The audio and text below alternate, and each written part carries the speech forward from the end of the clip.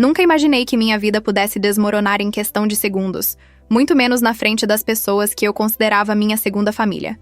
Aquela noite de sexta-feira deveria ser especial, uma celebração simples entre amigos, um jantar que eu havia planejado com tanto carinho durante semanas. Passei dias escolhendo o cardápio perfeito, testando receitas, ajustando temperos, querendo que tudo saísse impecável. Acordei cedo naquele dia. Fui ao mercado municipal ainda com o orvalho da manhã nas ruas.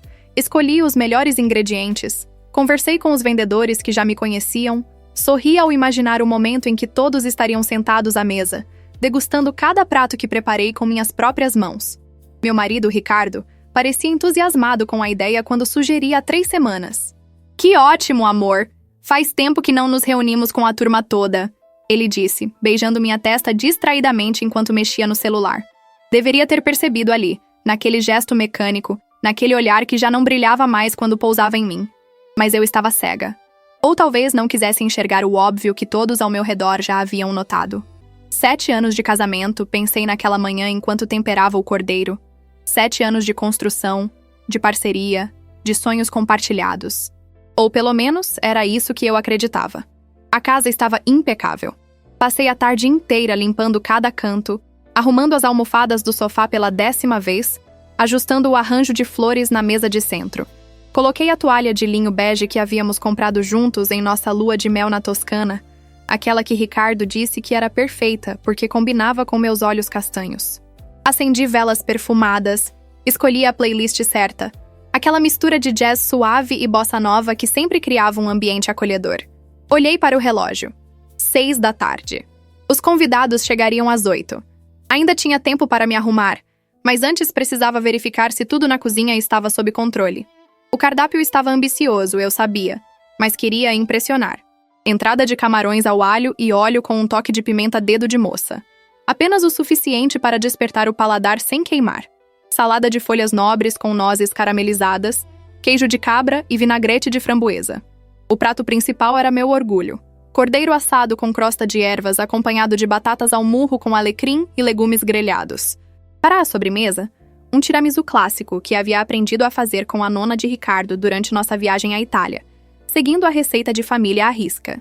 Tinha até impresso a receita amarelada que ela me deu, manchada de café e com anotações nas margens em italiano. Ricardo chegou em casa às 7h30.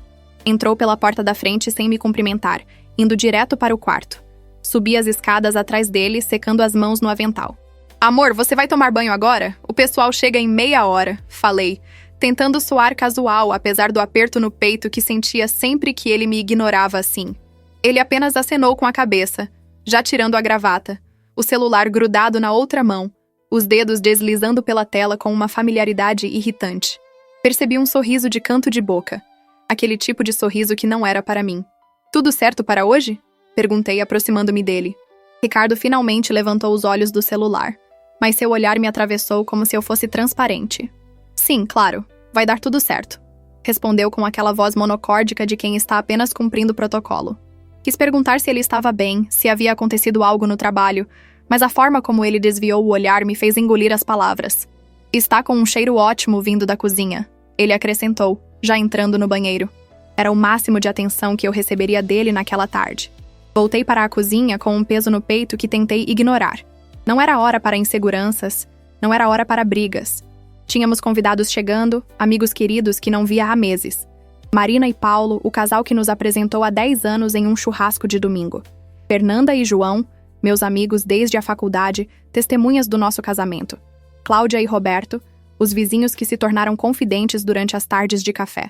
E Júlia, minha melhor amiga desde a adolescência, que viria sozinha porque havia terminado o namoro há alguns meses.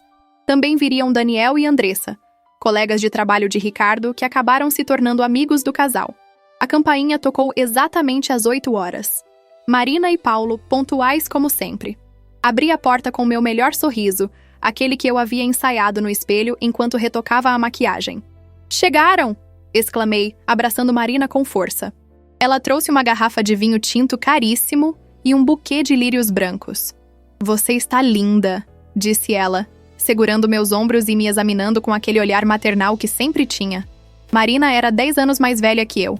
Tinha aquela sabedoria serena, de quem já viveu o suficiente para não se assustar com nada. Obrigada por vir, respondi, sentindo os olhos arderem por alguma razão que não conseguia explicar. Em 15 minutos, todos haviam chegado. A sala estava cheia de vozes, risadas, abraços. Ricardo desceu as escadas recém-banhado, com aquela camisa azul que eu havia passado pela manhã, o cabelo ainda úmido. Ele cumprimentou todos com entusiasmo, distribuindo abraços e apertos de mão, fazendo piadas, sendo o anfitrião perfeito. Era incrível como ele conseguia ligar e desligar esse interruptor social. Comigo, nos últimos meses, era distante, frio, sempre com pressa. Mas ali na frente dos amigos, era o Ricardo encantador de sempre. Aquele homem que me fez apaixonar na primeira conversa em uma festa há 10 anos. Servia as entradas na sala mesmo, em petisqueiras elegantes que havíamos ganhado de casamento. Os camarões desapareceram em minutos, acompanhados de elogios sinceros e pedidos de receita. Você superou a si mesma, Amanda, disse João, limpando os dedos no guardanapo de linho. Fernanda concordou, pegando o último camarão da travessa. Sério, isso está divino! Onde você aprendeu a cozinhar assim? Sorri sentindo um calor genuíno no peito. Cozinhar sempre foi minha forma de demonstrar amor, de cuidar das pessoas. Cada prato que eu preparava carregava um pedaço de mim, um desejo sincero de fazer o outro feliz. Ricardo estava sentado no sofá, entre Daniel e Roberto, conversando sobre futebol e política. Ele segurava uma taça de vinho, mas percebi que mal havia tocado nela. Seu celular estava no bolso, mas vi quando ele o tirou discretamente, olhou a tela, sorriu e guardou novamente. Aquele gesto tão pequeno, tão insignificante para qualquer observador casual, era como uma facada para mim. Eu conhecia aquele sorriso. Era o sorriso que ele costumava ter quando eu lhe enviava mensagens fofas durante o expediente, nos primeiros anos de relacionamento.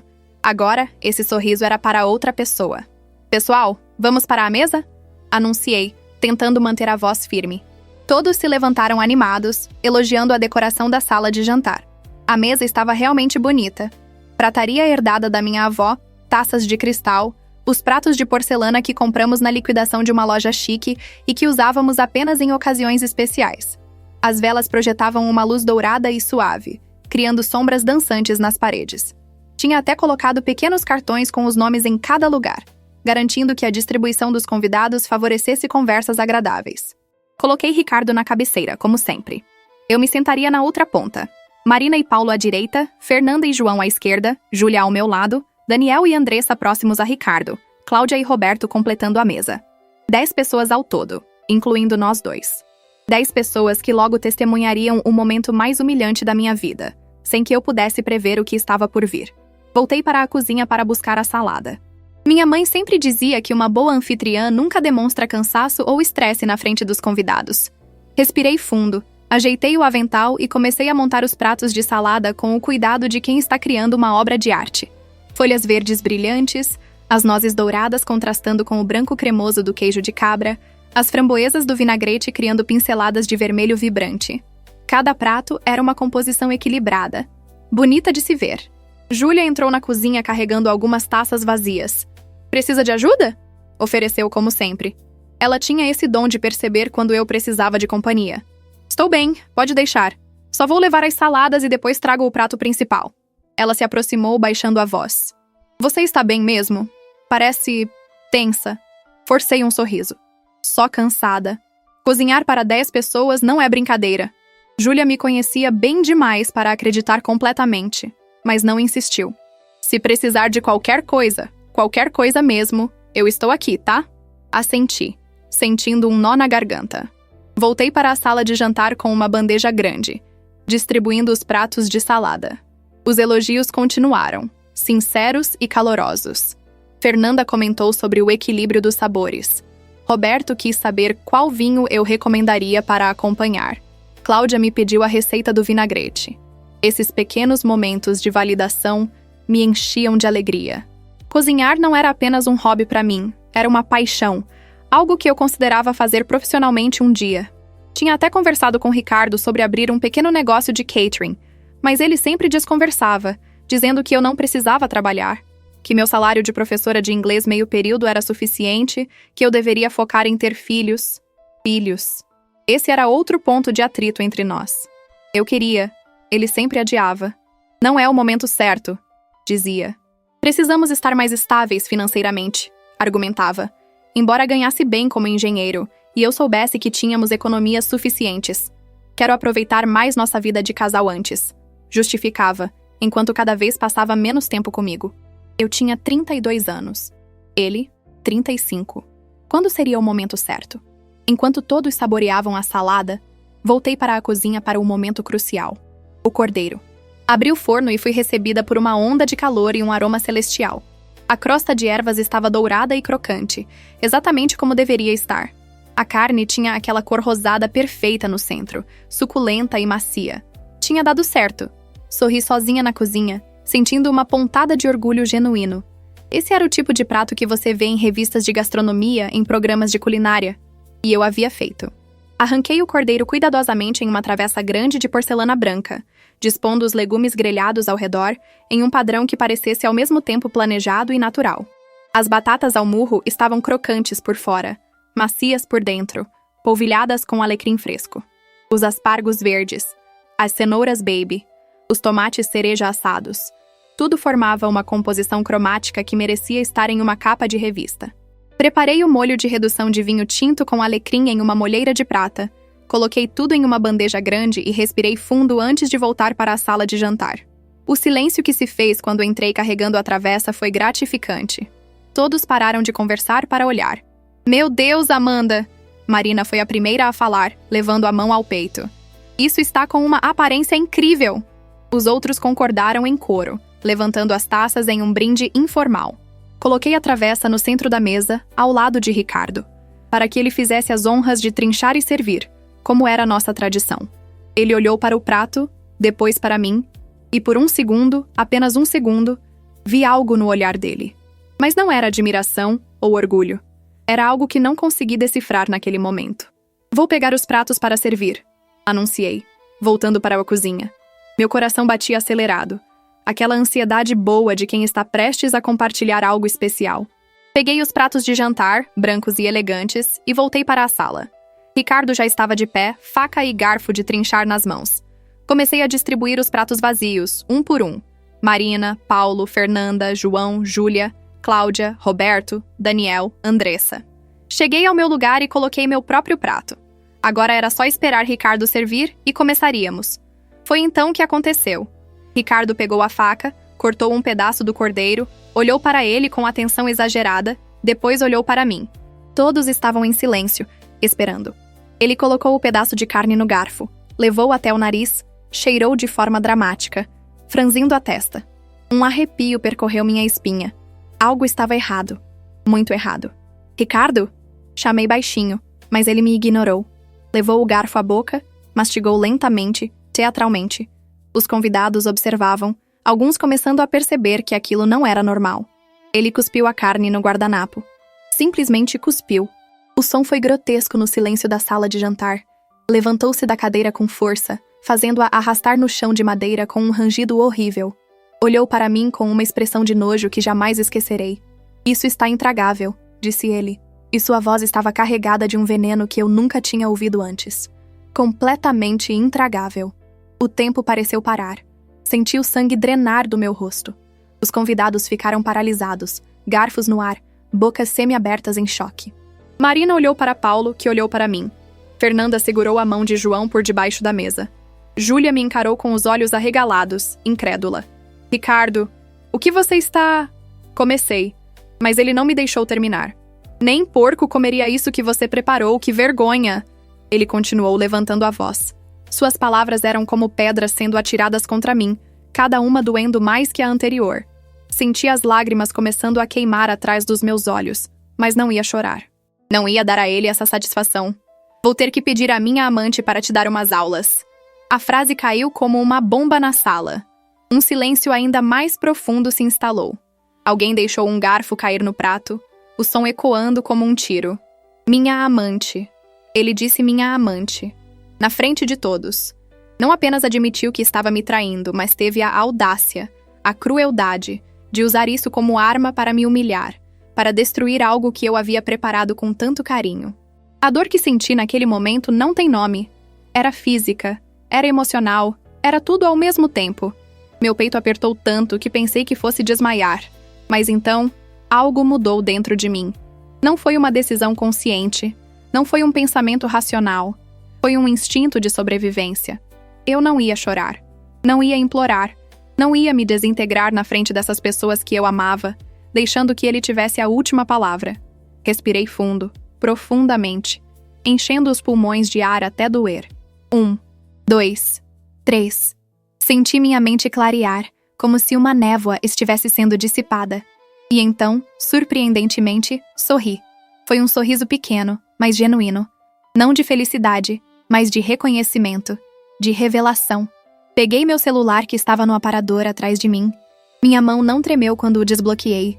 Meus dedos se moveram com precisão quando abri a pasta de documentos que eu havia criado há 3 semanas, quando minhas suspeitas se tornaram certezas impossíveis de ignorar.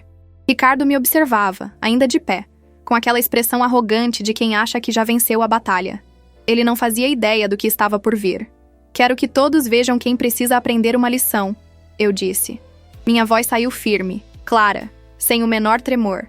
Senti todos os olhos na sala se voltarem para mim. O silêncio era tão absoluto que eu podia ouvir minha própria respiração. Ricardo franziu a testa, confuso por um momento. Mas então seus olhos se arregalaram quando ele viu o que estava na tela do meu celular. "Não, tudo menos isso!" Ele gritou, estendendo a mão na minha direção, tentando alcançar o aparelho. Sua voz estava carregada de desespero real. Não mais daquela arrogância cruel de segundos atrás. Mas já era tarde. Muito tarde. Coloquei o celular no centro da mesa, a tela voltada para cima, e dei um leve empurrão para que ele deslizasse até o meio, onde todos pudessem ver. Era um documento. 23 páginas de documento, para ser mais precisa. Prints de conversas, fotos, extratos bancários, recibos, mensagens deletadas que eu havia recuperado com a ajuda de um aplicativo especializado que meu primo técnico em informática me indicou. Tudo ali, exposto, organizado cronologicamente, evidenciando não apenas a traição, mas a extensão dela. E não era apenas uma amante. Eram 3. 3 mulheres diferentes, ao longo dos últimos 18 meses. Cada uma pensando que era especial, que era a única, que Ricardo ia deixar a esposa chata em casa para ficar com ela. Ricardo tentou pegar o celular, mas Daniel, que estava mais próximo, pegou antes dele. Seus olhos percorreram a tela, ficando cada vez mais largos. Ele passou o celular para Andressa, que leu e levou a mão à boca. O celular começou a circular pela mesa, passando de mão em mão, e eu observei as reações. Marina chorou. Paulo apertou os punhos com tanta força que os nós dos dedos ficaram brancos. Fernanda me olhou com uma mistura de pena e admiração. João balançava a cabeça, incrédulo. Cláudia murmurou, como ele pôde, várias vezes. Roberto parecia prestes a se levantar e socar Ricardo. Júlia, minha Júlia, segurou minha mão por baixo da mesa, apertando com força, me dando a única âncora de sanidade que eu tinha naquele momento. Mas o documento não mostrava apenas as traições. Mostrava também o desvio de dinheiro. Ricardo tinha aberto uma conta bancária secreta há 1 ano, usando nosso dinheiro, nossa economia conjunta, para financiar suas aventuras. Jantares caros, hotéis de luxo, presentes, viagens de fim de semana que ele justificava como compromissos de trabalho. 27 mil reais. Esse era o total que ele havia desviado da nossa conta conjunta para a conta secreta. Dinheiro que deveríamos estar guardando para comprar uma casa maior, para realizar nossos sonhos, para ter filhos. Ele estava usando para impressionar outras mulheres. E tinha mais. Tinha as conversas onde ele falava mal de mim, chamando-me de chata, entediante, grudenta, reclamando que eu era muito previsível, que não tinha graça mais. Dizendo para uma delas, a tal da amante que dava aulas de culinária, que ele havia mencionado, que eu não sabia fazer nada direito, que era uma frustrada, que ele só continuava comigo por pena e conveniência. Cada palavra daquelas mensagens era uma facada, mas eu já as tinha lido dezenas de vezes nas últimas 3 semanas. Já havia chorado todas as lágrimas possíveis sozinha, no banheiro, no carro, no quarto de hóspedes onde passei as últimas 12 noites fingindo que estava tudo bem. O celular completou a volta na mesa e chegou até Ricardo. Ele segurou o aparelho com as 2 mãos, tremendo visivelmente. Seu rosto tinha perdido toda a cor, estava branco como papel. Ele olhou para mim, depois para os amigos, depois para a tela novamente. Eu posso explicar. Começou com a voz embargada. Ninguém disse nada. O silêncio era a condenação mais eloquente que ele poderia receber. Pode explicar? Repeti. E minha voz tinha uma frieza que eu não reconheci como minha. Pode explicar qual parte exatamente, Ricardo? A parte onde você me traiu com 3 mulheres diferentes? A parte onde você roubou nosso dinheiro? A parte onde você me humilhou nas costas durante meses? Ou a parte onde você acabou de me humilhar na frente dos nossos amigos, destruindo algo que eu fiz com amor e dedicação, usando sua traição como arma? Levantei-me da cadeira, apoiando as mãos na mesa. Por favor, me ilumine, explique. Ele abriu e fechou a boca várias vezes, parecendo um peixe fora d'água. Lágrimas começaram a escorrer pelo seu rosto. Lágrimas. Ele estava chorando. O homem que minutos atrás tinha me destroçado com suas palavras cruéis, que tinha cuspido minha comida como se fosse lixo, que tinha admitido casualmente ter uma amante, agora chorava. Não de remorso pela dor que causou, mas de vergonha por ter sido exposto, de medo pelas consequências. Amanda, por favor, ele implorou se ajoelhando. Literalmente se ajoelhando no chão da sala de jantar. Foi um erro, foram vários erros. Eu estava confuso, Eu não sei o que estava pensando, mas eu te amo. Eu sempre te amei. Podemos resolver isso. Podemos ir para a terapia. Eu vou mudar. Eu prometo que vou mudar. Promessas vazias.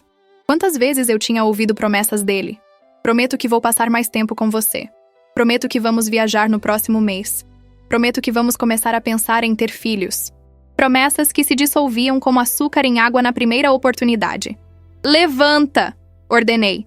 Minha voz estava baixa, mas firme. Levanta e sai da minha casa. Nossa casa. Ele corrigiu automaticamente, ainda de joelhos. Dei uma risada curta, sem humor. Sua casa? Interessante. Porque se você olhar o documento com atenção, vai ver que eu também compilei informações sobre a escritura. Esta casa está no meu nome. Apenas no meu nome. Foi comprada com o dinheiro que minha avó me deixou de herança. Você apenas mora aqui. Então, quando eu digo sai da minha casa, é exatamente isso que quero dizer. Vi a realização atravessar o rosto dele. É claro que ele sabia que a casa era minha, mas nunca tinha pensado nisso nesses termos. Para ele, era nossa casa porque vivíamos juntos, porque ele se sentia dono de tudo que estava ao seu redor. E quanto ao dinheiro que você roubou, continuei pegando o celular de volta. Já entrei em contato com um advogado. Você vai devolver cada centavo, com correção. Caso contrário, processo por apropriação indébita. E não pense que eu não vou fazer isso. Marina foi a primeira a se levantar. Ela contornou a mesa, passou direto por Ricardo ainda ajoelhado no chão e me abraçou com força. Não disse nada, apenas me segurou, e eu senti meu corpo finalmente relaxar um pouco naquele abraço. Uma por uma, as outras mulheres se juntaram. Fernanda, Cláudia, Andressa, Júlia. Formamos um círculo de solidariedade feminina, enquanto os homens observavam, sem saber exatamente o que fazer. Paulo foi quem quebrou o silêncio masculino. Ricardo, acho melhor você ir. Agora. Ricardo finalmente se levantou, limpando o rosto com as costas da mão. Ele olhou ao redor da mesa, procurando por algum aliado, alguma face amiga. Não encontrou nenhuma. Daniel e João desviavam o olhar, constrangidos. Roberto o encarava com evidente desprezo. Paulo mantinha uma expressão dura, os braços cruzados. Derrotado, Ricardo caminhou em direção à porta, cambaleando um pouco. Na soleira, ele parou e se virou. Amanda, eu realmente sinto muito. Eu não respondi. Apenas o observei sair da minha casa, do meu jantar, da minha vida. Quando a porta se fechou, foi como se o ar voltasse para a sala. Todos começaram a falar ao mesmo tempo, oferecendo apoio, fazendo perguntas, demonstrando indignação, mas eu levantei a mão, pedindo silêncio. Vocês têm fome? Perguntei, e pela primeira vez naquela noite meu sorriso foi genuíno. Porque esse cordeiro levou horas para preparar e eu não vou deixar que o comportamento vil daquele homem estrague uma refeição perfeita. Houve um momento de hesitação, todos se entreolhando, sem saber se era apropriado continuar o jantar depois daquele escândalo monumental. Foi Júlia quem começou a rir primeiro, uma risada nervosa que logo se transformou em gargalhada. E então todos começaram a rir também. Uma risada catártica, libertadora. Você está absolutamente certa, disse Marina voltando para sua cadeira. Esse filho da mãe não vai arruinar esta noite. Sentei-me na cadeira de Ricardo, na cabeceira da mesa. Peguei a faca e o garfo de trinchar que ele havia abandonado. Quem quer cordeiro? Anunciei. Todos levantaram as mãos. Comecei a servir, cortando pedaços generosos da carne perfeitamente preparada, distribuindo pelos pratos. Quando todos estavam servidos e tinham começado a comer, os elogios vieram sinceros e efusivos. Está divino. Está perfeito. Melhor cordeiro que já comi na vida. E eu sabia que não era apenas solidariedade. Estava realmente bom. Eu havia feito um trabalho excepcional. Enquanto comíamos, as conversas começaram a fluir naturalmente.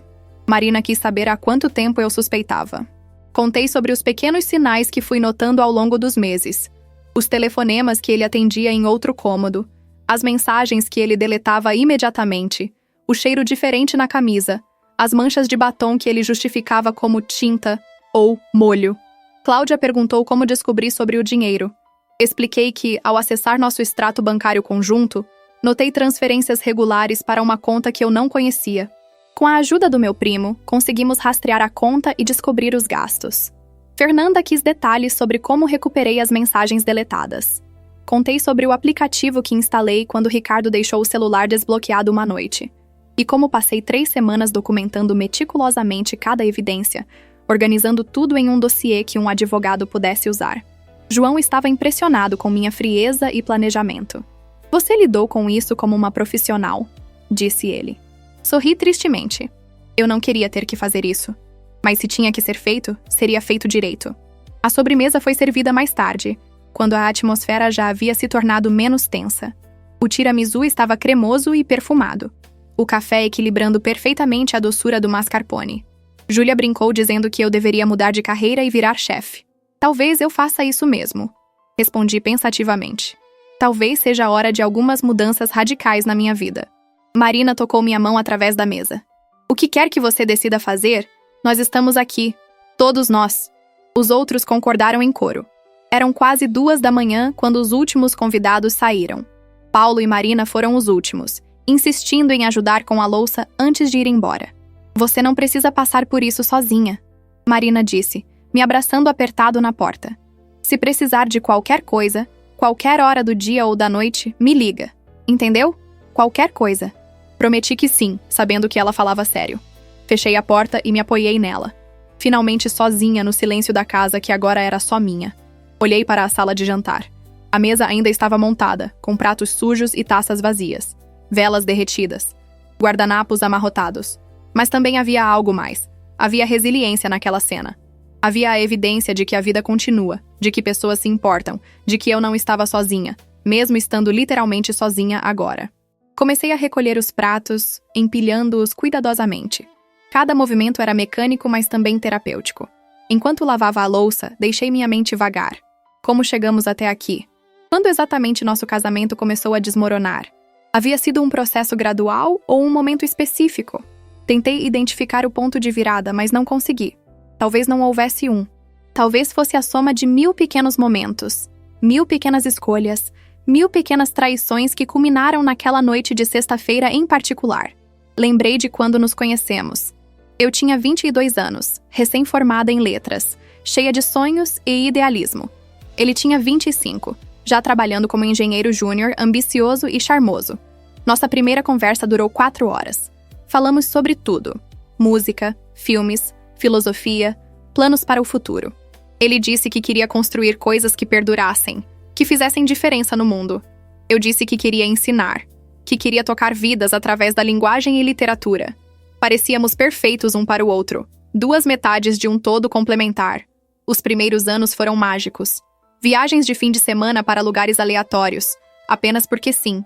Jantares improvisados em apartamentos minúsculos, conversas até o amanhecer, risadas que doíam a barriga, planos intermináveis sobre como seria nossa vida juntos, a casa que teríamos, os filhos que criaríamos, os lugares que visitaríamos.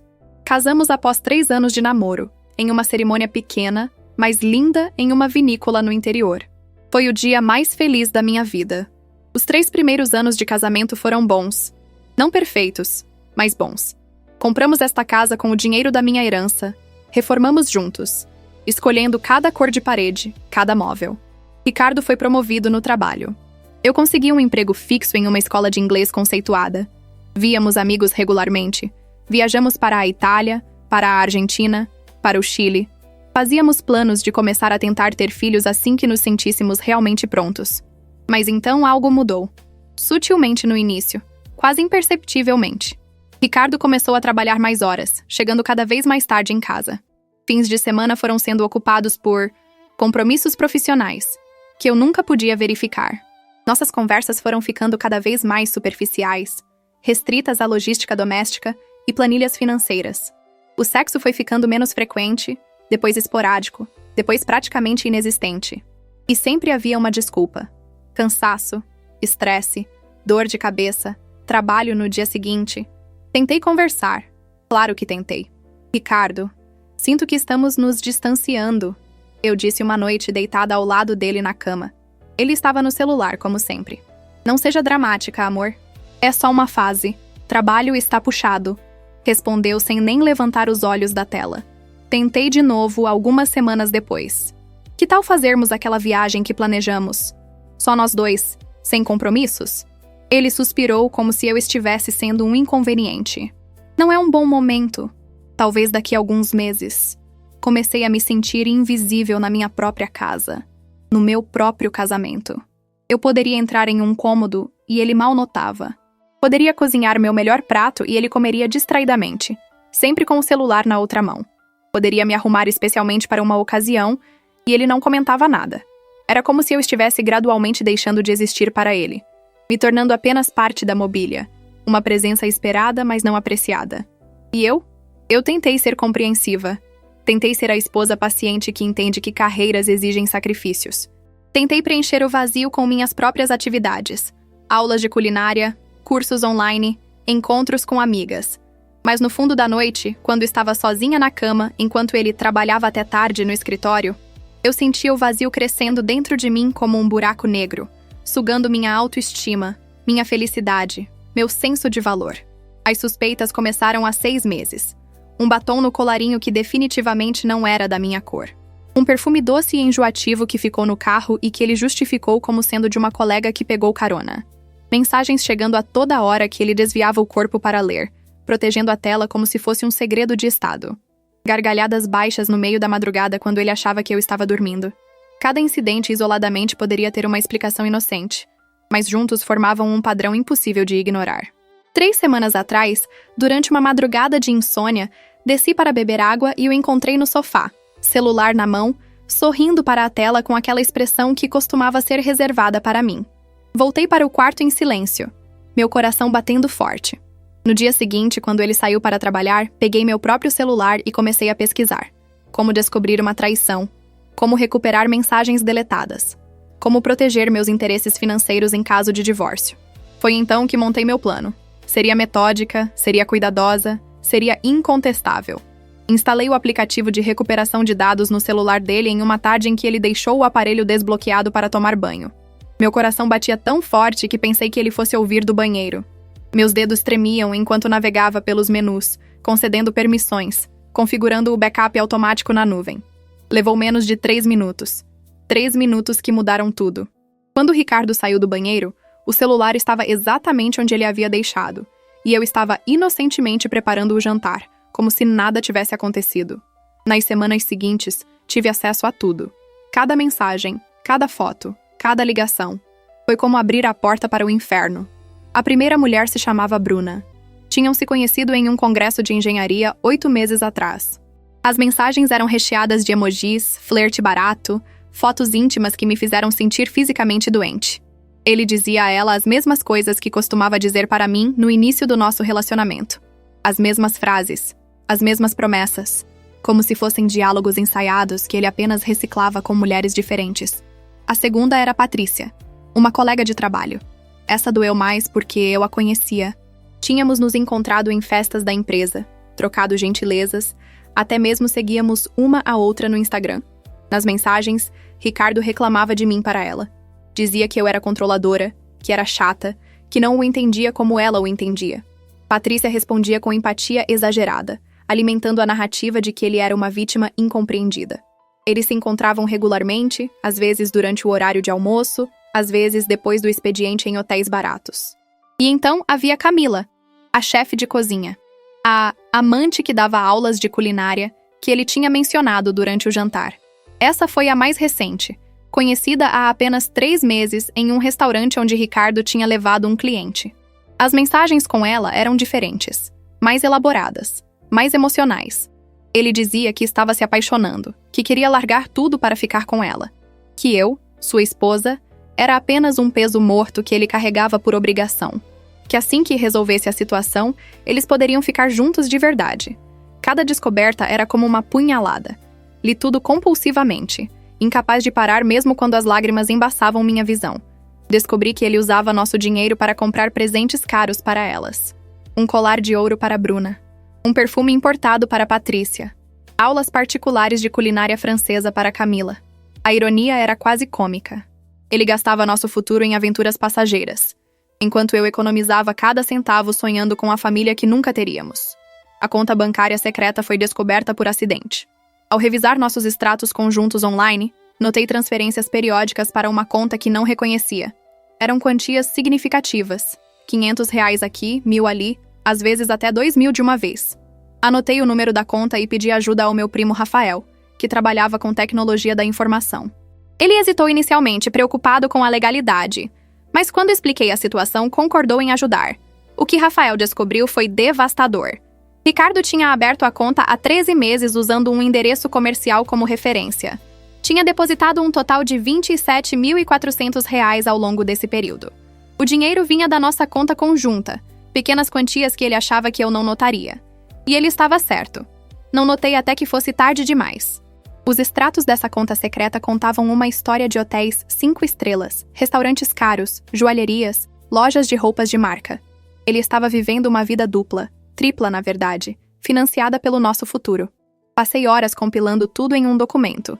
Screenshots organizados cronologicamente, cada conversa precedida por contexto e explicação.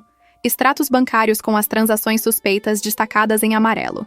Recibos de hotéis e restaurantes que Rafael conseguiu acessar através da conta de e-mail secundária de Ricardo. Fotos comprometedoras que ele tinha sido estúpido o suficiente para manter no backup da nuvem. Tudo meticulosamente organizado, referenciado, impossível de negar. A parte mais difícil foi continuar vivendo normalmente enquanto sabia de tudo isso. Acordar ao lado dele todas as manhãs, vê-lo tomar café enquanto lia notícias no celular, provavelmente trocando mensagens com uma delas. Lavar as camisas que ele usava para encontrar outras mulheres. Preparar jantares que ele mal tocava porque já tinha comido em algum restaurante chique com sua amante do momento. Sorrir e acenar quando ele saía para mais um compromisso de trabalho, que eu agora sabia ser mentira. Mas eu precisava do tempo. Precisava ter certeza de que tinha todas as evidências necessárias. Precisava consultar um advogado discretamente, entender meus direitos, proteger meus bens. A casa estava no meu nome, graças a Deus. Mas tínhamos uma conta conjunta. Tínhamos bens acumulados durante o casamento que precisariam ser divididos. Eu não ia deixar que ele levasse um centavo a mais do que tinha direito. Não depois de tudo que fez. Consultei a doutora Helena Moreira, uma advogada especializada em direito de família, que Marina havia recomendado quando mencionei, muito vagamente, que uma amiga estava tendo problemas matrimoniais. Helena foi direto ao ponto na nossa primeira reunião. Se você tem provas documentadas de infidelidade e apropriação indébita de recursos conjugais, sua posição é muito forte. Mas preciso ver essas provas. Mostrei o documento. Ela passou 2 horas revisando, fazendo anotações, fazendo perguntas específicas. No final, ela me olhou com uma mistura de profissionalismo e compaixão genuína. Com isso aqui, podemos destruí-lo legalmente. A questão é isso que você quer? Era uma boa pergunta. O que eu queria? Vingança? Justiça? Apenas sair dessa situação com minha dignidade intacta? Durante dias refleti sobre isso. Parte de mim queria expor Ricardo publicamente, arruinar sua reputação, fazer com que todos soubessem que tipo de pessoa ele realmente era. Mas outra parte, a parte mais racional, sabia que isso só me machucaria também, que algumas batalhas não valem a energia emocional que exigem. Decidi que queria algo simples. Eu queria meu dinheiro de volta, queria o divórcio, e queria que ele soubesse que eu sabia, que não era a idiota ingênua que ele pensava que eu fosse. O jantar foi ideia minha. Uma parte teatral, admito, mas necessária. Eu precisava de testemunhas. Não para o aspecto legal. Para isso, as provas documentais eram suficientes. Mas para mim mesma. Precisava que pessoas que nos conheciam, que conheciam nossa história, vissem com os próprios olhos o tipo de homem que Ricardo realmente era. Não o engenheiro charmoso e bem-sucedido que todos admiravam, mas o mentiroso cruel capaz de humilhar sua esposa da forma mais baixa possível. Não planejei o comentário dele sobre a comida, obviamente. Isso foi puro Ricardo sendo Ricardo. Arrogante, cruel, incapaz de conter seu desprezo mesmo em situações sociais. Parte de mim ficou genuinamente chocada quando ele cuspiu a carne. Eu tinha provado aquele cordeiro antes de servir. Estava perfeito, exatamente como deveria estar. Mas ele precisava me diminuir, precisava me humilhar, e a comida era apenas uma desculpa conveniente. O comentário sobre a amante foi a cereja do bolo. O momento exato que eu estava esperando sem saber que estava esperando. Agora sozinha na cozinha às 2:30 da manhã, terminando de secar a última taça de cristal, senti o peso total daquelas últimas horas caindo sobre mim. Minhas mãos tremiam. Minha respiração estava irregular. Coloquei a taça cuidadosamente no armário e me apoiei na pia, sentindo as lágrimas finalmente virem. Chorei silenciosamente no início, depois com soluços profundos que sacudiam todo o meu corpo. Chorei pela perda do casamento que pensei ter. Chorei pela traição, pela crueldade, pelos anos desperdiçados. Chorei pela versão de mim mesma que confiou, que amou, que acreditou. Não sei quanto tempo fiquei ali, curvada sobre a pia, deixando as lágrimas caírem. Eventualmente, não havia mais lágrimas para chorar. Lavei o rosto com água fria, sequei com uma toalha. Olhei meu reflexo no vidro escuro da janela da cozinha. Meus olhos estavam inchados, meu rosto manchado, meu cabelo despenteado. Mas havia algo diferente também. Uma determinação que não estava lá antes. Uma força que eu não sabia que possuía. Subi as escadas lentamente, cada degrau pesando em meus pés exaustos.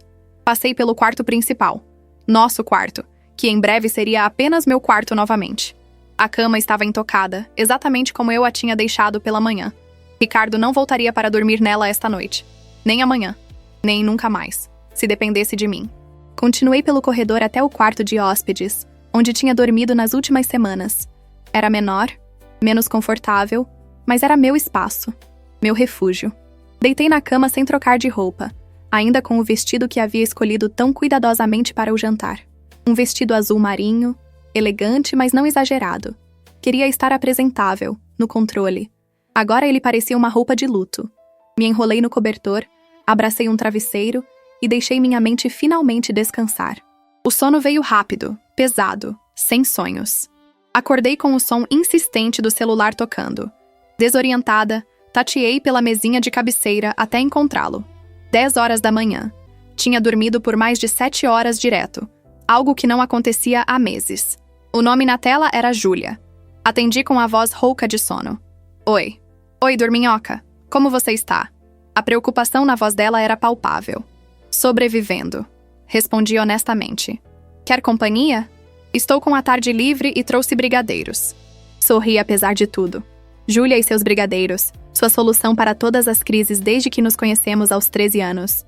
Vem, por favor, vem. Júlia chegou 45 minutos depois, carregando não apenas brigadeiros, mas também pão francês quentinho, uma garrafa de suco de laranja natural e flores. Pensei que você pudesse não ter tomado café, explicou, colocando as sacolas no balcão da cozinha. Olhou ao redor, notando que eu já tinha limpado e organizado tudo. Você limpou tudo sozinha ontem à noite? Terapia, respondi simplesmente, enchendo a cafeteira com água. Precisava manter as mãos ocupadas.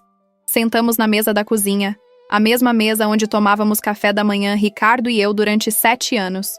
Júlia esperou pacientemente enquanto eu comia um pedaço de pão com manteiga, sem pressionar para conversar. Essa era uma das coisas que eu mais amava nela. Ela sabia quando era hora de falar e quando era hora de apenas estar presente. Quando terminei, ela finalmente perguntou. Então, o que acontece agora? Agora, repeti, tomando um gole de café. Agora eu processo o divórcio. Doutora Helena já tem todos os documentos necessários. Com as provas que compilei, deve ser relativamente rápido e limpo. Ricardo vai devolver o dinheiro que roubou ou enfrentará acusações criminais. A casa fica comigo porque já é minha. Vamos dividir os bens móveis adquiridos durante o casamento, mas já fiz um inventário de tudo e sei exatamente o que é meu por direito. Júlia assentiu, impressionada. Você realmente pensou em tudo. Tive 3 semanas para planejar, respondi. E motivação de sobra. Ela pegou minha mão através da mesa. Você foi muito corajosa ontem. Não sei se eu conseguiria manter a compostura daquela forma. Dei de ombros. Não foi coragem, foi sobrevivência. Se eu tivesse desmoronado ali, se tivesse chorado ou implorado, ele teria vencido. Não ia dar essa satisfação a ele. E como você está? De verdade? A pergunta simples quase me desfez novamente. Como eu estava? Era uma pergunta impossível de responder. Confusa, admiti finalmente. Furiosa, arrasada, aliviada, tudo ao mesmo tempo. É como se uma parte de mim tivesse morrido ontem à noite, mas outra parte tivesse nascido. Não sei se isso faz sentido. Faz todo o sentido do mundo, Júlia garantiu. Você está de luto pelo casamento que pensou ter, mas também livre do homem que estava te fazendo infeliz. Passamos a tarde conversando, relembrando histórias, evitando cuidadosamente falar muito sobre Ricardo. Júlia me contou sobre o novo emprego que estava considerando aceitar, sobre o date desastroso que teve na semana passada, sobre o gato que estava pensando em adotar. Conversas normais, mundanas, exatamente o que eu precisava. Por algumas horas consegui esquecer o caos que minha vida havia se tornado. Quando Júlia foi embora ao cair da noite, a solidão voltou pesada. Andei pela casa, realmente observando pela primeira vez em meses. Esta era minha casa.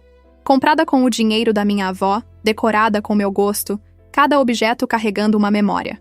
O sofá cinza que escolhi depois de visitar 12 lojas diferentes. A estante de livros que mandei fazer sob medida. As cortinas de linho que costurei eu mesma. Sim, havia coisas de Ricardo também, mas percebi que a essência da casa era minha. Sempre foi. No quarto principal, abri o armário dele. Roupas organizadas por cor e tipo, gravatas penduradas com precisão militar, sapatos enfileirados perfeitamente. Tudo tão característico do Ricardo obsessivo por controle. Peguei meu celular e mandei uma mensagem. Você tem até domingo às 18 horas para recolher suas coisas. Depois disso, vão para o lixo. Não esperei resposta. Bloqueei o número. Passei o sábado reorganizando a casa. Tirei todas as fotos de casal das paredes e estantes. Não as joguei fora. Isso pareceria dramático demais, quase como se eu estivesse tentando apagar 7 anos da minha vida. Em vez disso, coloquei-as cuidadosamente em uma caixa que foi para o sótão. Algum dia, talvez, eu conseguisse olhar para elas sem sentir dor. Mas não hoje. Não este ano. Talvez nunca. Rearranquei os móveis da sala. O sofá foi para onde a poltrona estava. A estante mudou de parede. Pequenas mudanças, mas significativas. A casa precisava parecer diferente. Sentir diferente. Não podia mais ser o cenário do nosso casamento fracassado. Precisava se tornar o cenário da minha nova vida, fosse lá o que isso significasse. Marina ligou no sábado à tarde para ver como eu estava. Sua voz estava carregada de preocupação materna. Aquele tom que ela usava quando queria cuidar de mim, mas não sabia exatamente como. Você precisa comer direito, dormir, cuidar de você, ela insistiu. Quer que eu leve um jantar? Paulo está fazendo aquela lasanha que você adora. Recusei gentilmente. A verdade era que não estava com fome. Tinha comido meia torrada no café da manhã e alguns brigadeiros à tarde. A ideia de comida fazia meu estômago revirar. Você tem certeza de que está bem ficar sozinha? Marina perguntou. Posso ir aí fazer companhia. Ou você pode vir para cá. Preciso me acostumar a ficar sozinha. Respondi, e era a verdade. Mas obrigada. Obrigada por tudo, Mari. Por estar lá ontem, por não me julgar, por... Minha voz falhou. Ei, para com isso. Ela interrompeu suavemente. Você não tem que agradecer. É para isso que amigas servem. Para os momentos bons e para os terríveis também. Domingo chegou mais rápido do que eu esperava. Acordei às 6 da manhã, tomada por uma ansiedade antecipatória. Ricardo viria buscar suas coisas hoje. Eu teria que vê-lo novamente, falar com ele, dividir o mesmo espaço ainda que brevemente. A ideia me enchia de pavor. Considerei sair de casa e deixar que ele pegasse tudo sozinho, mas algo em mim se recusava a ceder meu território. Esta era minha casa. Ele que se sentisse desconfortável, não eu. Às 2 da tarde, a campainha tocou. Abri a porta para encontrar Ricardo parado na varanda, carregando caixas de papelão vazias. Ele parecia terrível. Olhos vermelhos e inchados, barba por fazer, roupas amarrotadas. Parecia que não havia dormido nos últimos 2 dias. Uma parte pequena e mesquinha de mim sentiu satisfação ao ver isso. Oi, ele disse baixinho. Não respondi, apenas me afastei para deixá-lo entrar. Ele subiu as escadas em direção ao quarto, e eu o segui a uma distância segura. Observei enquanto ele começava a recolher suas coisas metodicamente. Roupas dobradas e colocadas nas caixas, objetos pessoais da mesinha de cabeceira, produtos de higiene do banheiro. Ele se movia como um autômato, sem expressão, apenas cumprindo a tarefa. O silêncio entre nós era denso, pesado de coisas não ditas. Amanda, ele finalmente falou sem olhar para mim. Continuou dobrando uma camisa. Eu preciso falar com você. Não tem nada que você possa dizer que eu queira ouvir. Respondi, mantendo minha voz neutra. Termina de pegar suas coisas e vai embora. Ele parou, segurando a camisa contra o peito. Eu sei que ferrei tudo. Sei que não há desculpa para o que fiz. Mas preciso que você saiba que nunca quis te machucar. Dei uma risada curta, sem humor. Nunca quis me machucar? Ricardo, você me traiu com 3 mulheres diferentes. Roubou nosso dinheiro. Me humilhou na frente dos nossos amigos. Destruiu 7 anos de casamento. E você nunca quis me machucar? Então o que você estava tentando fazer exatamente? Ele finalmente me olhou, e seus olhos estavam cheios de lágrimas. Eu estava confuso. Estava com medo. Medo de quê? Perguntei, genuinamente confusa. Medo de envelhecer, medo de me comprometer de verdade, medo de não ser bom o suficiente. Ele despejou as palavras rapidamente, como se tivesse ensaiado. Você é tão talentosa, tão completa. Eu via você cozinhando, ensinando, sendo amada por todos e me sentia inadequado. Então procurei validação em outros lugares, com pessoas que não me conheciam bem o suficiente para ver minhas falhas. Processei isso por um momento. Era essa a sua justificativa? Insegurança? Ricardo, todo mundo tem inseguranças. Todo mundo tem medos. Isso não te dá o direito de trair, de mentir, de roubar. Casamento é sobre enfrentar essas coisas juntos, não sobre fugir para os braços de estranhas. Ele assentiu miseravelmente. Eu sei disso agora, mas percebi tarde demais. Sim, concordei. Percebeu tarde demais. Cruzei os braços, apoiando-me no batente da porta. E sabe o que é mais triste? Se você tivesse vindo falar comigo há 1 ano, se tivesse sido honesto sobre como estava se sentindo, talvez pudéssemos ter resolvido. Terapia de casal, comunicação honesta, trabalho real no relacionamento. Mas você escolheu o caminho mais covarde. Escolheu mentir, trair e me fazer de idiota. Eu sinto muito. Ele murmurou, limpando os olhos. Eu sinto tanto, Amanda. Se eu pudesse voltar no tempo... Mas não pode. Interrompi. E nem eu quero que você possa. Porque sabe o que percebi? Mereço melhor. Mereço alguém que me veja como prioridade, não como opção. Alguém que me respeite o suficiente para ser honesto, mesmo quando a verdade é difícil. Você não é essa pessoa. Talvez nunca tenha sido. Ele voltou a embalar suas coisas em silêncio.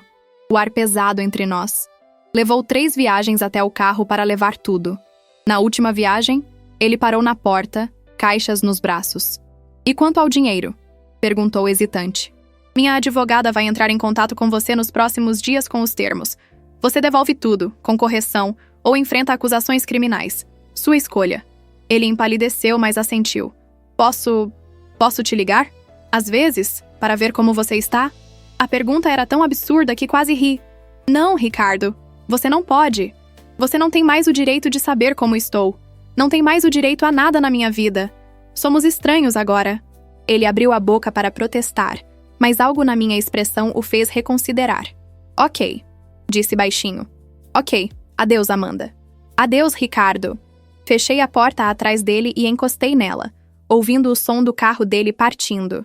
Quando o som do motor desapareceu na distância, senti algo se soltar dentro do meu peito. Era estranho. Não era alívio exatamente, nem tristeza. Era mais como finitude. Um capítulo tinha oficialmente terminado. A página havia sido virada. O que vinha a seguir era território desconhecido, assustador, mas também estranhamente excitante. Andei pela casa novamente, notando os espaços vazios onde coisas de Ricardo costumavam estar. O lado dele do armário, agora vazio. A escova de dentes dele, ausente do banheiro. O carregador de celular que ficava sempre na mesinha de cabeceira, sumido. Pequenas ausências que somadas criavam um vácuo palpável. Mas também criavam espaço. Espaço para respirar, para crescer, para me redescobrir.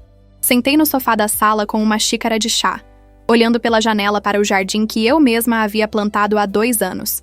As rosas estavam florescendo, vermelhas e exuberantes. Sempre achei apropriado que rosas tivessem espinhos, beleza e dor coexistindo no mesmo lugar. Minha vida parecia assim agora. Havia dor, muita dor, mas também havia a promessa de beleza por vir. Só precisava ter paciência para deixá-la florescer. Peguei meu laptop e abri um documento em branco. Há meses tinha uma ideia na cabeça. Um blog sobre culinária, compartilhando receitas, contando histórias através da comida. Ricardo sempre desconversava quando eu mencionava, dizendo que era perda de tempo, que ninguém leria, que eu já tinha um emprego. Mas agora, sentada sozinha na minha sala, percebi que não precisava mais da aprovação dele para nada. Se eu queria escrever um blog, escreveria um blog. Comecei a digitar. Não uma receita ainda, mas uma introdução. Bem-vindos ao Recomeços na Cozinha, escrevi. Sou Amanda, tenho 32 anos e estou recomeçando minha vida. Este blog é sobre mais do que comida, embora a comida esteja definitivamente aqui. É sobre encontrar alegria nos pequenos momentos, sobre criar beleza mesmo quando tudo parece desmoronar, sobre nutrir a si mesma, corpo e alma, quando o mundo tenta te deixar vazia. Continuei escrevendo, palavras fluindo de forma surpreendentemente fácil. Contei sobre minha paixão por cozinhar, sobre como a cozinha sempre foi meu refúgio e minha forma de expressão. Não mencionei o divórcio diretamente, mas estava lá nas entrelinhas, na menção de novos começos e capítulos fechados. Quando terminei, li o que havia escrito e sorri. Era genuíno, era eu. Era um começo. Os dias seguintes se fundiram em uma rotina estranha, mas confortável. Acordava cedo, preparava um café da manhã adequado, trabalhava no blog. À tarde, dava minhas aulas de inglês online. Tinha 4 alunos particulares que pagavam bem. À noite, experimentava com receitas, fotografava os resultados, escrevia posts. Amigas visitavam regularmente. Júlia pelo menos 3 vezes por semana, Marina aos sábados, Fernanda quando conseguia escapar da agenda corrida. 2 semanas após o jantar fatídico, doutora Helena me ligou com notícias. Ricardo concordou com todos os termos. Ela anunciou, e eu podia ouvir a satisfação em sua voz. Ele vai devolver os R$ 27.400 em 6 parcelas mensais, sem contestar. Assinou os papéis do divórcio sem exigir nada além do que está no inventário que você forneceu. Honestamente, Amanda, ele está com medo. Muito medo de você realmente processar criminalmente. Ótimo, respondi, sentindo uma satisfação sombria. Que ele tenha medo. Que ele lembre desse medo toda vez que pensar em fazer isso com outra pessoa. Dito isso, doutora Zers, Helena continuou. O divórcio deve ser finalizado em 4 a 6 meses, assumindo que não haja complicações. Você está oficialmente a caminho da liberdade. Liberdade. Que palavra estranha e maravilhosa. O blog começou a ganhar alguns leitores. Não muitos. Talvez 50 pessoas acompanhando regularmente. Mas eram 50 pessoas que se importavam o suficiente para ler minhas palavras, tentar minhas receitas, deixar comentários gentis. Uma leitora escreveu: suas receitas são maravilhosas, mas suas palavras são ainda mais nutritivas. Obrigada por compartilhar sua jornada conosco. Li esse comentário 3 vezes, sentindo algo quente se expandir no meu peito. 1 mês após o jantar, recebi uma mensagem inesperada. Era de Camila, a chefe de cozinha, a amante das aulas de culinária. Meu primeiro instinto foi deletar sem ler, mas a curiosidade venceu. Amanda, sei que não tenho o direito de falar com você, mas preciso. Podemos nos encontrar? Por favor. É importante. Fiquei olhando para a mensagem por longos minutos, meu coração acelerado. O que ela poderia querer? Mais importante, por que eu deveria dar a ela o benefício da minha atenção? Mas algo em mim precisava saber. Precisava ouvir o que ela tinha a dizer, nem que fosse apenas para ter o encerramento completo dessa história sórdida. Respondi. Café da esquina da Rua das Flores, amanhã às 15 horas. Se você não aparecer em 5 minutos, vou embora. Ela respondeu imediatamente. Estarei lá. Obrigada. Não respondi. Passei o resto do dia oscilando entre arrependimento por ter concordado e curiosidade mórbida sobre o que viria. Na manhã seguinte, escolhi minha roupa com cuidado. Não queria parecer que estava tentando impressionar, mas também não ia aparecer desleixada. Optei por calça jeans escura, blusa branca simples, blazer cinza. Maquiagem leve, mas caprichada. Cabelo preso em um rabo de cavalo baixo. Queria projetar força, controle, dignidade. Quando me olhei no espelho antes de sair, vi exatamente isso. Sorri para meu reflexo. Estava pronta. Cheguei no café 5 minutos adiantada e escolhi uma mesa próxima à janela, de costas para a parede, onde podia ver a porta. Velhos hábitos de quem cresceu lendo muitos thrillers. Pedi um cappuccino e esperei, observando as pessoas passarem na rua. Eram 3 da tarde de uma terça-feira ensolarada, e o mundo seguia seu ritmo normal, alheio ao pequeno drama prestes a se desenrolar naquele café. Camila chegou pontualmente às 3. Eu a reconheci imediatamente das fotos que tinha visto no celular de Ricardo. Cabelos castanhos ondulados até os ombros, olhos verdes, estatura média. Ela era bonita de um jeito natural, sem make-up excessivo ou roupas chamativas. Usava um vestido simples verde escuro e sapatilhas. Seus olhos varreram o café até me encontrarem, e vi o momento exato em que ela me reconheceu, embora nunca tivéssemos nos visto pessoalmente. Ela caminhou até minha mesa com passos hesitantes. Amanda! Sua voz era suave, quase tímida. Acenei para a cadeira à minha frente. Senta. Ela sentou, colocando a bolsa no colo como um escudo. Uma garçonete se aproximou e Camila pediu um chá de camomila com mãos ligeiramente trêmulas. Quando ficamos sozinhas novamente, o silêncio se estendeu, desconfortável. Finalmente, ela falou. Obrigada por vir. Eu não achei que você viria. Eu também não, admiti. Mas aqui estamos. Então, o que você quer? Ela respirou fundo, juntando coragem. Quero me desculpar. Sei que uma desculpa não conserta nada. Sei que não muda o que aconteceu.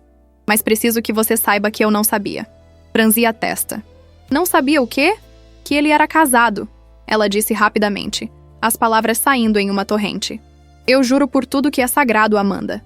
Eu não sabia. Ele disse que era solteiro, que morava sozinho, que estava procurando algo sério. Estudei seu rosto, procurando sinais de mentira. Ela me olhava diretamente nos olhos, seu rosto pálido, mas sincero. Quando você descobriu? Há 2 semanas, respondeu, sua voz quebrando um pouco. Ele apareceu no restaurante onde trabalho, querendo conversar. Disse que tinha terminado comigo porque estava resolvendo coisas da sua vida. Fiquei confusa, magoada. Então comecei a investigar, procurar por ele online. Foi quando achei fotos suas, fotos de vocês juntos. Posts antigos no Instagram que ele tinha escondido de mim. Percebi que eu tinha sido a outra. E as outras? Perguntei, mantendo minha voz neutra. Você sabia das outras?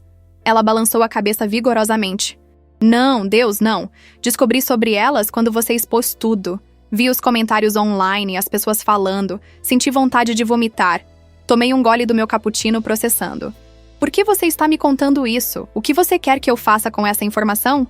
Nada, ela disse simplesmente. Não quero nada de você. Só queria que você soubesse que eu nunca teria conscientemente feito isso. Nunca fui a outra mulher. Não sou esse tipo de pessoa. Suas mãos tremiam ao redor da xícara de chá que a garçonete havia trazido. Entendo que você não tenha razão para acreditar em mim, mas é a verdade. E queria que você soubesse que ele também me machucou. De uma forma diferente da sua. Menos devastadora, talvez. Mas ainda assim, real. Olhei para ela. Realmente olhei. E vi outra vítima de Ricardo. Não uma vilã. Não uma destruidora de lares conscientemente calculista. Mas outra mulher enganada pelo mesmo homem. Senti minha raiva, que tinha sido direcionada igualmente entre Ricardo e suas amantes, se concentrar onde realmente pertencia, nele. Eu acredito em você, disse finalmente, e sua expressão de alívio foi imediata. Não sei porquê, mas acredito. Obrigada, ela sussurrou, limpando uma lágrima que escapou. Isso significa muito. Ficamos em silêncio por um momento. 2 mulheres conectadas pela traição do mesmo homem. Então Camila falou novamente. Aquele cordeiro que você fez. O que ele disse sobre ser intragável? Meu corpo se enrijeceu automaticamente ao me lembrar daquele momento. O que tem? Era mentira. Ela disse firmemente. Eu estava lá. Meu sangue gelou. Como assim você estava lá? Do lado de fora. Ela explicou rapidamente. Ele tinha me convidado para jantar naquela noite. Disse que tinha algo importante para me contar. Cheguei na sua casa. Estava prestes a tocar a campainha quando vi pela janela que havia um jantar acontecendo. Vi você, vi as outras pessoas. Percebi que ele tinha me enganado de novo. Fiquei lá parada, vendo pela janela como uma idiota, tentando entender. Foi quando ele provou o cordeiro. Ela parou, tomando um gole de chá para se acalmar. Eu vi a expressão dele quando comeu. Não era de nojo, era de apreciação. Vi ele sorrir brevemente antes de colocar aquela máscara de desgosto. Foi uma performance, Amanda. Ele estava sabotando deliberadamente algo que ele mesmo achou delicioso. Então, ouvi o comentário sobre me pedir para te dar aulas. e entendi que eu estava sendo usada como arma para te humilhar sem nem saber. Senti uma raiva renovada queimar em meu peito. Então ele planejou tudo. Não foi um ataque espontâneo no calor do momento. Foi calculado. Acho que sim, Camila concordou tristemente. Não sei por que ele faria isso. Não entendo o que se passa na cabeça dele. Mas sim, foi proposital. Ele destruiu algo lindo que você fez, não porque estava ruim, mas porque ele queria te machucar. Apoiei as mãos na mesa, precisando da solidez dela para me manter fundamentada. Por que você está me contando isso? Porque você merece saber a verdade, ela respondeu. E por quê? Porque eu não quero que você, nem por um segundo, acredite que aquela comida estava realmente ruim. Você é talentosa, Amanda. Seu blog é incrível. Sim, eu sigo. Suas receitas, suas palavras, tudo. Você merece saber que não havia nada de errado com você ou sua comida. O problema era ele. Sempre foi ele. Sentimos ali por mais uma hora conversando. Camila me contou sobre como conheceu Ricardo, sobre as mentiras elaboradas que ele contou, sobre como ele a fez acreditar que era especial. Contei a ela, não todos os detalhes, mas o suficiente para que ela entendesse a extensão da traição. Foi estranho, surreal até, estar ali com uma das amantes do meu marido, mas também foi catártico de alguma forma. Ambas éramos sobreviventes do mesmo naufrágio. Quando nos despedimos na porta do café, Camila me abraçou brevemente. Cuida-se, Amanda. Você merece tanta felicidade. Você também, respondi, e era sincero. Caminhei de volta para casa lentamente, processando tudo. Parte de mim se sentia validada. O cordeiro realmente estava perfeito. Ricardo tinha mentido deliberadamente. Outra parte se sentia ainda mais traída. Ele tinha planejado me humilhar. Tinha usado aquele jantar como palco para sua crueldade calculada. Mas, acima de tudo, senti uma certeza cristalina. Eu tinha feito a escolha certa. Um homem capaz de tal crueldade calculada, capaz de destruir propositalmente algo feito com amor apenas para infligir dor, não era alguém que eu queria na minha vida. Não hoje, não amanhã, não nunca. Cheguei em casa, abri meu laptop e escrevi um novo post para o blog. Hoje aprendi algo importante. Escrevi. Aprendi que às vezes as pessoas vão tentar destruir o que você cria. Não porque não seja bom, mas porque elas não conseguem suportar ver você brilhar. Vão te dizer que você não tem talento, que não é suficiente, que precisa melhorar. Mas às vezes isso não é sobre você. É sobre elas. É sobre suas próprias inseguranças, suas próprias falhas, seu próprio medo de serem eclipsadas pela sua luz. O post viralizou modestamente, para os meus padrões pelo menos. Recebi dezenas de comentários de mulheres compartilhando histórias similares, de terem sido diminuídas por parceiros, familiares, até amigas. Você colocou em palavras algo que eu sentia, mas não conseguia expressar, escreveu uma leitora. Obrigada por ser tão honesta. Li cada comentário, respondendo pessoalmente a cada um. Esta pequena comunidade que estava construindo se tornava cada vez mais preciosa. 6 semanas após o jantar, Marina me ligou com uma proposta inusitada. Então, você sabe que Paulo e eu estamos renovando os votos de casamento para o nosso aniversário de 25 anos, certo? Sim, respondi, me lembrando. Eles tinham mencionado isso há meses. Queremos que você faça a comida, ela anunciou. Toda a comida.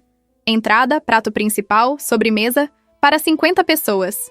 Fiquei sem palavras por um momento. Marina, eu nunca cozinhei para 50 pessoas. Isso é totalmente possível. Ela interrompeu firmemente. Amanda, você é incrivelmente talentosa. Provei sua comida dezenas de vezes. E mais importante, você precisa disso. Precisa de algo para focar. Um projeto que te empolgue, que te desafie, que te mostre o quanto você é capaz. Ela tinha razão. Eu sabia que tinha. Mas e se eu estragar tudo? Você não vai estragar, Marina disse com convicção absoluta. Mas mesmo que estrague, o que eu realmente duvido, ainda valeria a pena tentar. Você precisa parar de se esconder, Amanda. Precisa voltar ao mundo. Aceitei. Claro que aceitei. Passei as próximas semanas planejando obsessivamente. Criei cardápios, testei receitas, ajustei proporções. Marina me deu liberdade criativa total, apenas especificando algumas restrições alimentares dos convidados. 2 veganos, 1 celíaco, 3 intolerantes à lactose. Transformei os desafios em oportunidades, criando versões adaptadas de cada prato que fossem tão deliciosas quanto as originais. O menu final era ambicioso, mas executável. Entrada de crostines variados com patês artesanais, salada de folhas verdes com vinagrete de maracujá, risoto de limão siciliano com aspargos para o prato principal vegetariano, salmão grelhado com crosta de ervas para os não vegetarianos e pavlova de frutas vermelhas para a sobremesa. Cada prato testado múltiplas vezes, cada receita ajustada até a perfeição. Júlia se ofereceu para ajudar no dia, assim como Fernanda e Cláudia. Você não precisa fazer isso sozinha, Júlia insistiu quando tentei recusar educadamente. E antes que você diga que consegue lidar, eu sei que consegue, mas não precisa. Aceita muita ajuda, Amanda. Então aceitei, e foi uma das melhores decisões que tomei. Ter minhas amigas ali, rindo, conversando, trabalhando junto comigo na cozinha alugada que Marina providenciou, foi mágico. O dia da renovação de votos foi em uma tarde de sábado ensolarada, em um jardim lindo nos arredores da cidade. As mesas estavam decoradas com toalhas de linho branco e arranjos de flores silvestres. Havia um altar improvisado sob uma pérgola coberta de trepadeiras. Era rústico, mas elegante, exatamente o estilo de Marina e Paulo. Montamos uma estação de serviço discreta nos fundos, onde organizamos todo o trabalho de última hora. Os convidados começaram a chegar às 14h. Observei de longe enquanto cumprimentavam Marina e Paulo, enquanto encontravam seus lugares nas mesas, enquanto admiravam o cenário. Senti borboletas no estômago, mas eram borboletas de empolgação, não de medo. Eu estava pronta. Mais que pronta. Comecei a distribuir as entradas em pequenas tábuas rústicas de madeira, cada crostine uma pequena obra de arte comestível. Os elogios vieram rápidos e abundantes. Quem fez essa entrada? Isso está divino! Preciso da receita. Marina apenas sorria, apontando discretamente na minha direção. Vi algumas pessoas me reconhecerem. Algumas estavam no jantar fatídico. Outras eram amigas mútuas que tinham ouvido sobre o escândalo. Vi curiosidade em seus olhos, mas também respeito. Acenei timidamente, sentindo meu rosto corar. O risoto foi o maior desafio. Precisava ser feito à la minute para manter a textura cremosa perfeita.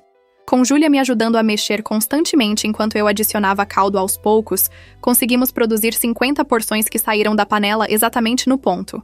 O salmão foi grelhado em levas, cada filé com timing perfeito para ficar rosado no centro. Quando finalmente todos os pratos principais estavam servidos e eu podia respirar, Fernanda me trouxe um copo de água gelada. Você está arrasando, ela murmurou, apertando meu ombro. A pavlova foi meu momento de maior orgulho. Merengues brancos e crocantes por fora, macios como marshmallow por dentro, cobertos com chantilly levemente adoçado e uma mistura de morangos, framboesas e mirtilos frescos. Quando comecei a servir as sobremesas, vi pessoas literalmente fechando os olhos de prazer ao provar. Uma senhora mais velha, que descobri depois ser a mãe de Paulo, veio pessoalmente até a cozinha me procurar. Você é a Amanda? Ela perguntou, seus olhos gentis estudando meu rosto. Assenti, nervosa. Ela pegou minhas mãos entre as suas, surpreendentemente fortes, para alguém que devia ter seus 70 e tantos anos. Minha filha, isso foi excepcional. Absolutamente excepcional. Você tem um dom. Um verdadeiro dom. Senti lágrimas picarem meus olhos. Obrigada, sussurrei. Isso significa muito. Não, querida. Obrigada a você. Tornou este dia ainda mais especial.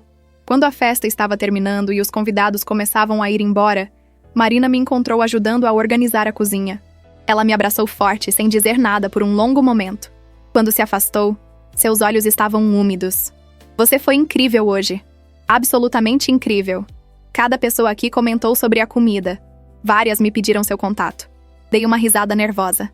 Meu contato? Para eventos futuros, idiota! Ela disse com carinho. Amanda, você tem o que é preciso. Talento, paixão, dedicação. Você poderia realmente fazer disso seu negócio. A ideia plantou uma semente na minha cabeça que continuou crescendo nos dias seguintes. Um negócio. Meu próprio negócio. Durante anos tinha sonhado com isso de forma vaga e abstrata, mas sempre parecia impossível, impraticável. Ricardo sempre tinha uma razão pela qual não era o momento certo. Mas Ricardo não estava mais aqui. Suas opiniões não importavam mais. A única pessoa cuja permissão eu precisava era eu mesma. Comecei a pesquisar seriamente. Requisitos legais para um negócio de catering. Certificações de segurança alimentar. Seguros. Equipamentos necessários. Custos iniciais. Marketing. Cada dia após minhas aulas de inglês, passava horas imersa em planilhas, regulamentações, planos de negócio. Era avassalador, mas também emocionante. Pela primeira vez em anos, sentia que estava construindo algo meu, algo que ninguém poderia tirar de mim. 3 meses após o jantar, 3 meses de trabalho árduo e planejamento cuidadoso, registrei oficialmente minha empresa. Recomeços Catering. O nome era uma homenagem ao blog, mas também uma declaração de intenção. Isto era meu recomeço. Minha segunda chance. Minha oportunidade de criar a vida que eu realmente queria, não a vida que tinha caído no meu colo, ou que tinha sido influenciada pelas vontades de outra pessoa. Criei um site simples, mas profissional, usando fotos que tinha tirado dos pratos da renovação de votos. Montei pacotes para diferentes tipos de eventos: jantares íntimos, festas de aniversário, eventos corporativos, casamentos. Calculei preços cuidadosamente, garantindo que cobrisse custos, mas ainda fosse competitiva. Postei sobre o negócio no blog e nas redes sociais que tinha começado a cultivar. Estou oficialmente aberta para negócios, anunciei. Pequena por enquanto, mas crescendo. Assim como eu. O primeiro cliente veio através de Marina, uma amiga sua que queria um jantar de aniversário especial para o marido. 10 pessoas. Menu personalizado baseado nas comidas favoritas dele. Fiz o trabalho com nervosismo e empolgação em partes iguais. Foi um sucesso. A cliente ficou tão satisfeita que me recomendou para 2 amigas, e então essas amigas me recomendaram para outras. Boca a boca, lenta, mas consistentemente, começou a construir minha base de clientes. Nem tudo era fácil. Houve eventos estressantes onde quase tudo deu errado. Um forno que quebrou 1 hora antes de um jantar importante, me forçando a improvisar com equipamentos de backup. Uma entrega de ingredientes que chegou atrasada, me fazendo correr contra o relógio. Um cliente que mudou o menu 2 horas antes do evento. Mas cada desafio superado me deixava mais forte, mais confiante, mais capaz. 4 meses após o jantar fatídico, doutora Helena me ligou com a notícia final. O divórcio foi finalizado. Está oficialmente encerrado. Ricardo devolveu o último pagamento ontem. Você está livre, Amanda. Completamente livre. Desliguei o telefone e sentei em silêncio por um longo momento, processando. Livre. Após 7 anos de casamento, após meses de processo legal, após todo o sofrimento e reconstrução, estava finalmente, legalmente, oficialmente livre. Não senti a explosão de alegria que esperava. Em vez disso, senti uma calma profunda. Uma paz que vinha de saber que este capítulo estava verdadeiramente encerrado. Não havia mais nada me ligando a Ricardo, exceto memórias. E até essas estavam gradualmente perdendo seu poder sobre mim. Peguei meu celular e enviei mensagens para minhas amigas mais próximas. Divórcio finalizado. Celebração no sábado? As respostas foram instantâneas e entusiásticas. O sábado chegou ensolarado e quente. Júlia, Marina, Fernanda, Cláudia e Andressa vieram para minha casa. Não para um jantar formal desta vez, mas para um almoço casual no jardim. Preparei um buffet variado de petiscos e saladas. Nada muito elaborado. Apenas comida boa e honesta para compartilhar entre amigas. Tinha vinho, suco, refrigerante, água com frutas. Coloquei música ambiente, espalhei almofadas no gramado, montei uma mesa baixa com toalhas coloridas. Passamos a tarde rindo, conversando, relembrando. Marina contou histórias embaraçosas de quando nos conhecemos, fazendo todos rir até doer. Júlia propôs um brinde. A Amanda, a mulher mais forte que conhecemos, que transformou a pior noite da sua vida no catalisador para a melhor versão de si mesma. Brindamos. E senti meu coração transbordar de gratidão por essas mulheres que me seguraram quando eu estava caindo. Fernanda perguntou como estava me sentindo em relação a tudo. Honestamente, pausei para realmente considerar. Estou bem. Melhor que bem, na verdade. Não vou mentir e dizer que não dói ainda às vezes, porque dói. Tem dias onde acordo e ainda não acredito que tudo isso aconteceu. Mas a maioria dos dias me sinto leve, livre. Como se tivesse largado um peso que nem sabia que estava carregando. Você parece diferente, Cláudia observou. Tem algo no seu rosto, na forma como você se move. É como se você estivesse mais presente? Pensei sobre isso. Acho que por anos vivi no piloto automático, fazendo o que achava que deveria fazer, sendo quem achava que deveria ser. Boa esposa, boa professora, boa filha, boa amiga. Mas nunca parei para perguntar o que eu realmente queria. Quem eu realmente era além desses papéis. Olhei ao redor para o círculo de amigas. Agora estou descobrindo, e está sendo assustador e emocionante ao mesmo tempo. Andressa, que tinha sido mais quieta durante a tarde, finalmente falou. Posso te fazer uma pergunta pessoal? Acenei para que continuasse. Você acha que vai se relacionar de novo? Confiar em alguém novamente? A pergunta pairou no ar por um momento. Não sei, admiti honestamente. Agora não. Agora preciso focar em mim, no meu negócio, na minha própria cura. Mas um dia? Talvez. Mas se houver um dia, será diferente. Não vou me perder em outra pessoa novamente. Não vou sacrificar meus sonhos pelos de outra pessoa. E com certeza, não vou ignorar red flags por medo de ficar sozinha. Bem dito. Marina aplaudiu suavemente. E você não está sozinha, a propósito.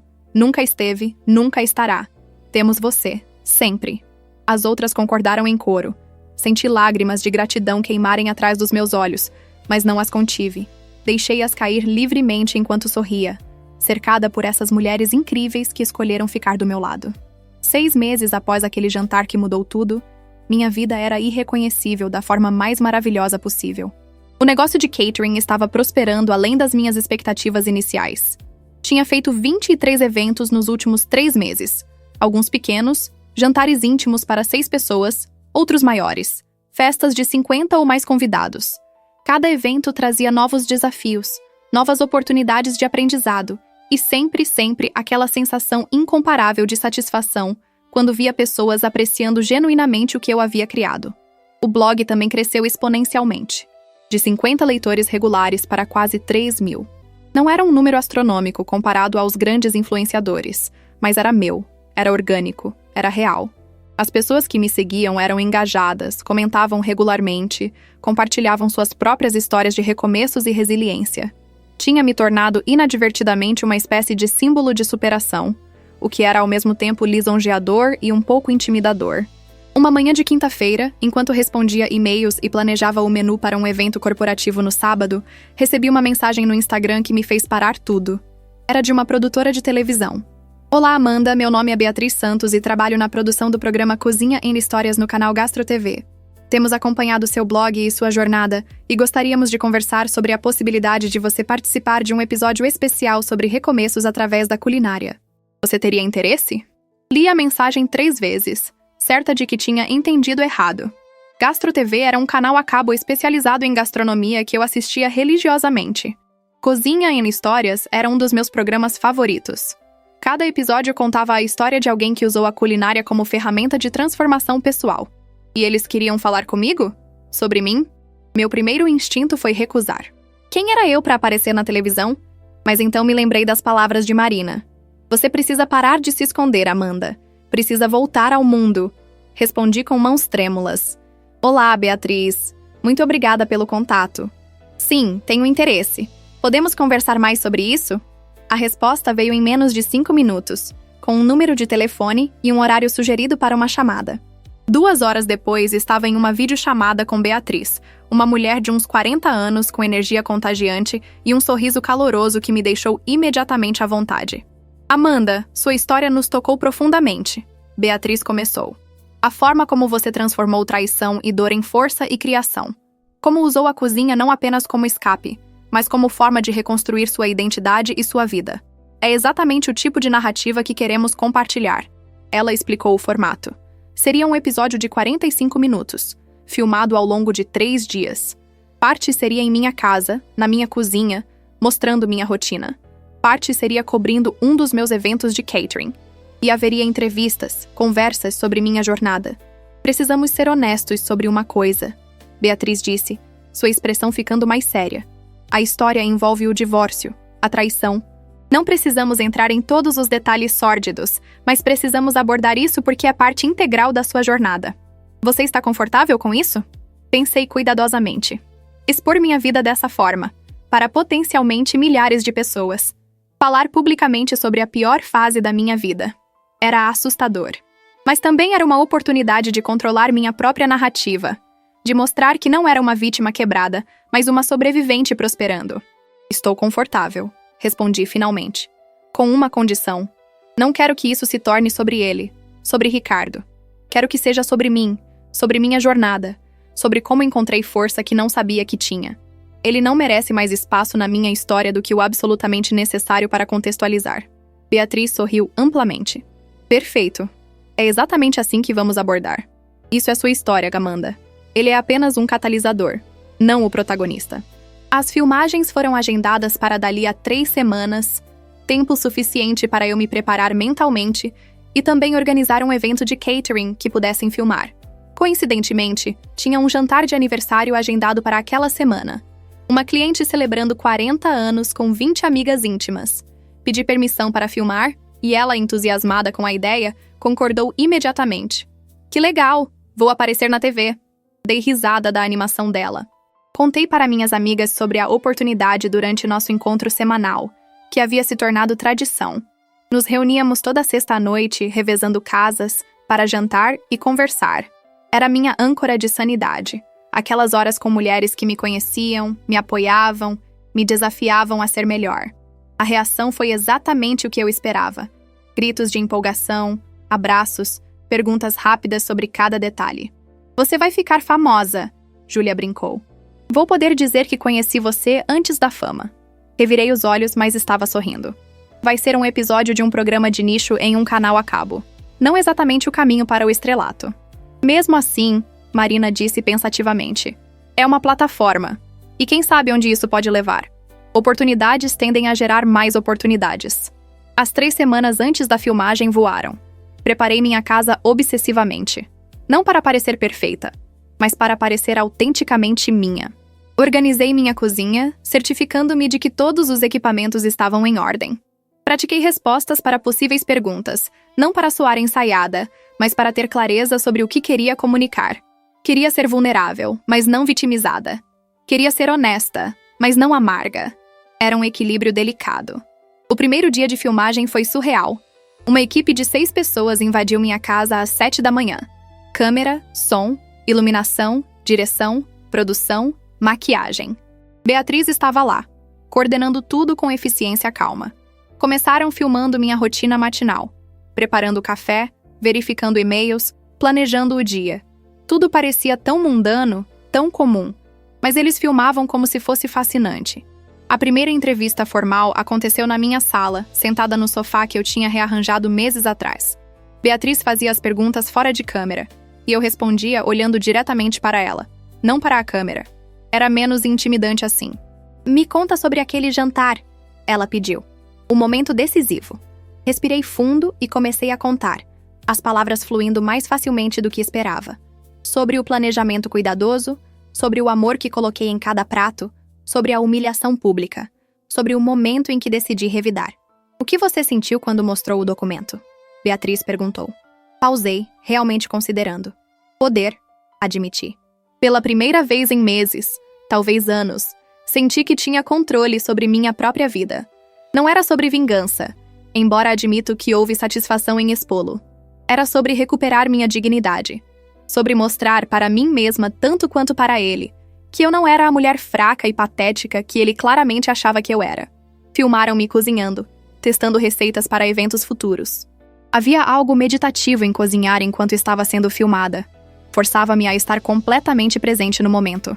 Expliquei técnicas, falei sobre a importância de temperos frescos, demonstrei como fazer um hummus perfeito.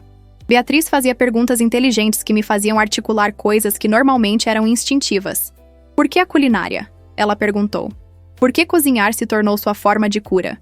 Cozinhar é controle, respondi cortando cebolas com precisão. Quando minha vida estava caótica, quando sentia que tudo estava desmoronando, a cozinha era um lugar onde eu tinha controle absoluto.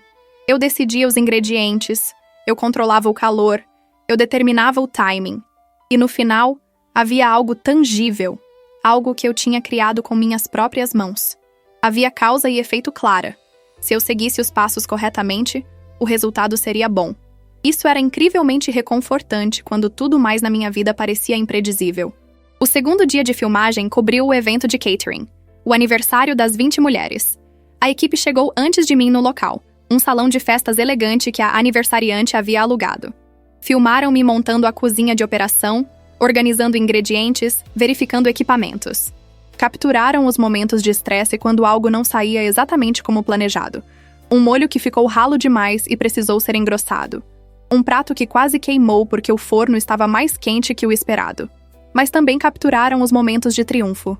Filmaram as reações das convidadas ao provar a entrada.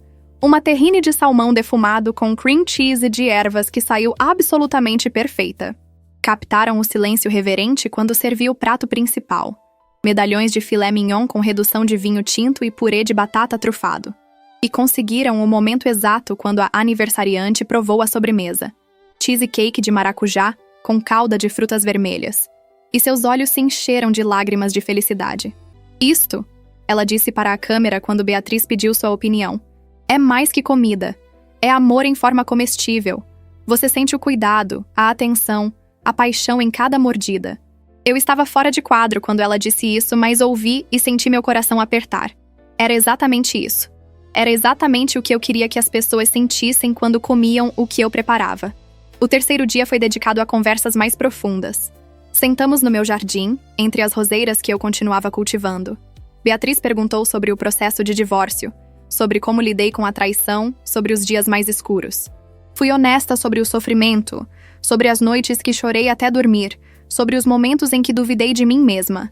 Mas também falei sobre a força que encontrei, sobre as amigas que me seguraram, sobre a decisão consciente de transformar dor em crescimento. Você tem algum arrependimento? Beatriz perguntou. Era uma boa pergunta, uma que eu tinha feito a mim mesma inúmeras vezes. Não sobre como terminei as coisas, não sobre expô-lo ou sobre o divórcio. Esses foram necessários. Mas me arrependo de ter ignorado os sinais por tanto tempo. De ter me tornado pequena para caber no relacionamento. De ter colocado os sonhos dele acima dos meus. Me arrependo de não ter sido mais gentil comigo mesma durante aqueles anos. Pausei, escolhendo as próximas palavras cuidadosamente. Mas talvez esses arrependimentos sejam necessários. Eles me ensinaram lições que eu precisava aprender. E quanto ao futuro? Ela perguntou. O que você vê para Amanda daqui a 5, 10 anos? Sorri, olhando para as rosas balançando na brisa suave. Daqui a 1 ano, quero que Recomeços Catering seja um nome estabelecido na cidade. Quero ter uma equipe pequena, mas competente. Poder fazer eventos maiores sem me matar de trabalho. Daqui a 5 anos, talvez um espaço próprio, um lugar onde possa dar aulas de culinária, fazer eventos maiores, quem sabe até um pequeno restaurante. Daqui a 10 anos? Honestamente, não sei. E está tudo bem não saber. Aprendi que planos podem mudar, e às vezes isso não é uma coisa ruim. E quanto ao amor? Beatriz pressionou gentilmente. Você acha que vai se abrir para um relacionamento novamente? Pensei cuidadosamente. Talvez, eventualmente. Mas não estou procurando ativamente. Agora, meu relacionamento principal é comigo mesma. Estou aprendendo a me amar, a me valorizar, a priorizar meu próprio bem-estar. E se um dia alguém aparecer que adicione à minha vida em vez de subtrair, que me celebre em vez de me diminuir, que seja parceiro verdadeiro em vez de âncora puxando para baixo, então sim, estou aberta. Mas não vou me forçar ou me comprometer de novo. Quando a filmagem terminou e a equipe foi embora, deixando minha casa estranhamente silenciosa, sentei no sofá exausta, mas satisfeita. Tinha colocado minha alma nua diante das câmeras. Tinha sido vulnerável de uma forma que me assustava. Mas também tinha sido autêntica. Tinha contado minha história em meus próprios termos. E isso tinha poder. O episódio estava programado para ir ao ar em 6 semanas. Beatriz me prometeu enviar um link antecipado alguns dias antes para que eu pudesse assistir primeiro. As semanas passaram em um borrão de atividades. Mais eventos de catering, mais posts no blog, mais planejamento para o futuro do negócio. Estava considerando seriamente alugar um espaço comercial pequeno que tinha visto, que poderia servir como cozinha profissional e possivelmente um pequeno espaço para aulas. Era um passo grande, mas sentia que estava pronta. 3 dias antes da data de exibição, recebi o link. Esperei até a noite, fiz pipoca, preparei um chá, me acomodei no sofá e apertei play. Foi estranho e maravilhoso ver minha vida editada em 45 minutos. Eles tinham feito um trabalho incrível capturando a essência da jornada sem ser melodramático ou sensacionalista. Sim, a parte sobre o jantar estava lá, mas era tratada com dignidade. O foco estava em minha transformação, não em minha vitimização. Chorei quando vi a montagem do evento de catering, a música suave de fundo enquanto mostravam-me trabalhando com concentração intensa, depois as reações felizes das clientes. Chorei quando ouvi minha própria voz dizendo: "Você não pode controlar o que as pessoas fazem a você, mas pode controlar quem você se torna em resposta." Não me lembrava de ter dito isso, mas lá estava, e era profundamente verdadeiro. Quando o episódio terminou com uma tomada de mim no jardim, Sorrindo genuinamente enquanto regava as rosas, lágrimas escorriam livremente pelo meu rosto. Não eram lágrimas de tristeza, mas de reconhecimento. Reconhecimento de quanto caminho tinha percorrido, de quanto tinha crescido, de quanto tinha me tornado mais eu mesma. A mulher na tela era forte, era autêntica, era completa. E ela era eu. Organizei uma watch party para a noite da exibição oficial. Júlia, Marina, Fernanda, Cláudia, Andressa, até a Camila, que tinha se tornado surpreendentemente uma amiga nos últimos meses, todas vieram. Assistimos juntas, apertadas no meu sofá e espalhadas pelo chão da sala com almofadas. Havia risadas, havia lágrimas, havia comentários sarcásticos sobre meus maneirismos na câmera que eu não tinha percebido. Quando terminou, houve um momento de silêncio reverente antes de todas começarem a falar ao mesmo tempo. Você foi incrível! Isso vai mudar tudo para seu negócio! Estou tão orgulhosa de você! Abracei cada uma delas, transbordando de gratidão. Não teria chegado aqui sem vocês, disse minha voz embargada. Cada uma de vocês me deu força quando eu não tinha, acreditou em mim quando eu duvidava, me empurrou para frente quando eu queria ficar parada. Isto, apontei para a TV onde os créditos ainda rolavam. É tanto de vocês quanto meu. A resposta ao episódio foi avassaladora. Meu Instagram explodiu com mensagens, centenas delas. Mulheres compartilhando suas próprias histórias de traição e recuperação. Pessoas pedindo informações sobre catering, ofertas de oportunidades de negócio. Até uma editora perguntando se eu tinha interesse em escrever um livro combinando receitas com reflexões pessoais. Era excitante e aterrorizante em partes iguais. Mas talvez a mensagem mais significativa tenha vindo de alguém inesperado. Era de Bruna, uma das outras amantes de Ricardo. Amanda, assisti seu episódio. Quero que você saiba que eu também não sabia sobre o casamento. Assim como Camila não sabia. Ele mentiu para todas nós. Mas mais importante, quero te agradecer. Ver sua força, sua recusa em deixar o que ele fez te definir, me inspirou a fazer mudanças na minha própria vida. Estava em um relacionamento tóxico e finalmente encontrei coragem para sair. Então, obrigada. Você não sabe quantas mulheres você tocou com sua história. Li a mensagem várias vezes, sentindo algo se soltar em meu peito. Não era sobre perdoar Ricardo ou esquecer o que ele fez. Mas era sobre reconhecer que dor compartilhada, quando transformada em força compartilhada, tinha poder real. Minha história, minha vulnerabilidade, tinha ajudado outra pessoa a encontrar sua própria força. E isso era mais gratificante do que qualquer sucesso profissional poderia ser. 2 meses após o episódio ir ao ar, assinei o contrato de aluguel do espaço comercial. Era pequeno, apenas 60 metros quadrados, mas era meu.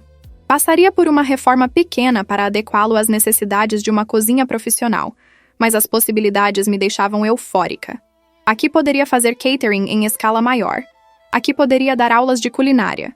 Aqui poderia construir algo duradouro. Marina, sempre minha maior apoiadora, ofereceu ajuda financeira que recusei gentilmente, mas agradecidamente. Preciso fazer isso sozinha, expliquei. Não porque não aprecio a oferta, mas porque preciso provar para mim mesma que sou capaz. Ela entendeu, mas fez questão de ser a primeira a se inscrever para as aulas de culinária que planejava oferecer assim que o espaço estivesse pronto.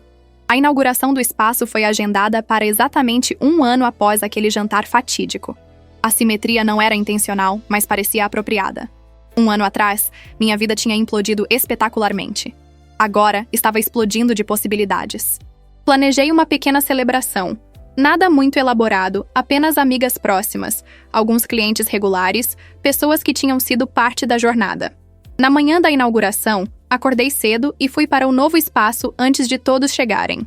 Andei pela cozinha vazia, passando a mão pelos balcões de aço inoxidável, pelos fogões novos, pela geladeira industrial. Cada peça de equipamento representava um sonho realizado, uma batalha vencida, uma escolha de não desistir. Parei em frente à janela que dava para a rua movimentada, observando a cidade acordar, e senti uma paz profunda se instalar em mim. Meu celular tocou. Era uma notificação do Instagram. Mais uma mensagem de alguém que tinha assistido o episódio. Seu episódio salvou meu casamento, dizia. Meu marido e eu estávamos em um lugar escuro, comunicando mal, ressentidos. Assistimos juntos e ele virou para mim e disse: "Não quero que nos tornemos isso. Vamos fazer terapia de casal? Estamos trabalhando nisso agora. Então obrigada por ser tão honesta. Você pode ter salvado minha família sem nem saber." Li a mensagem com lágrimas nos olhos. Minha história, contada não por vingança, mas por cura, estava tendo ondulações positivas que eu nunca poderia ter previsto. Não era sobre glorificar o sofrimento ou romantizar a dor. Era sobre mostrar que é possível sobreviver, crescer e prosperar mesmo depois das piores traições. Era sobre provar que você não precisa permanecer quebrada. Os convidados começaram a chegar às 11. Júlia veio carregando um buquê enorme de girassóis, minha flor favorita. Marina e Paulo trouxeram uma planta para o espaço, um limoeiro anão em um vaso bonito. Fernanda e João ofereceram seus serviços de contabilidade gratuitamente pelo primeiro ano. Cláudia e Roberto presentearam-me com um quadro que tinham encomendado. Uma aquarela linda da minha cozinha em casa, onde tudo havia começado. Camila trouxe uma faca de chefe profissional caríssima, com cabo personalizado com minhas iniciais. Até a produtora Beatriz apareceu, trazendo uma garrafa de champanhe e um abraço apertado. Preparei um brunch simples, mas delicioso. Quiches variadas, saladas frescas, pães artesanais, frutas cortadas artisticamente, sucos naturais. Não era sobre impressionar ninguém desta vez. Era sobre compartilhar alegria através da comida, sobre celebrar não apenas o novo espaço, mas toda a jornada que me trouxe até ali. As pessoas circulavam, conversavam, riam. O espaço estava cheio de energia positiva, de amor, de apoio. Às 2 da tarde, quando a maioria já tinha ido embora e apenas minhas amigas mais próximas permaneciam ajudando a limpar, a campainha tocou. Fui atender, esperando talvez um entregador ou vizinho curioso. Mas era Ricardo. Ele estava parado na porta, parecendo muito mais velho do que há apenas 1 ano. Cabelos com mais fios grisalhos, linhas mais profundas ao redor dos olhos e boca, uma corcunda de derrota nos ombros. "Amanda", ele disse, sua voz rouca. "Posso falar com você? Por favor, só 5 minutos." Olhei para trás, para onde minhas amigas tinham parado o que estavam fazendo, observando tensas. Júlia deu um passo à frente, protetora, mas acenei que estava tudo bem. "Você tem 3 minutos", disse a Ricardo, cruzando os braços, mas não o convidando para entrar. Ele podia dizer o que tinha que dizer na porta. "Vi seu episódio", ele começou. "Vi o que você construiu. Este lugar, seu negócio, sua vida nova, Você está incrível, Amanda. Está brilhando de uma forma que nunca vi antes." Esperei, não oferecendo nada. Queria me desculpar, adequadamente. Não as desculpas vazias que dei antes, mas uma real. O que fiz foi imperdoável. Fui cruel, egoísta, covarde. Machuquei você de formas que não tenho direito de nem pedir perdão. Mas preciso que você saiba que eu vejo isso agora. Vejo o que perdi. Vejo quem você realmente é e sempre foi. E como fui cego a tudo isso. "Você está certo", respondi calmamente. "Você foi todas essas coisas. E você machucou não apenas a mim, mas a todas as mulheres que enganou. E provavelmente machucou a si mesmo no processo também, embora seja difícil sentir simpatia por isso." Ele acenou miseravelmente.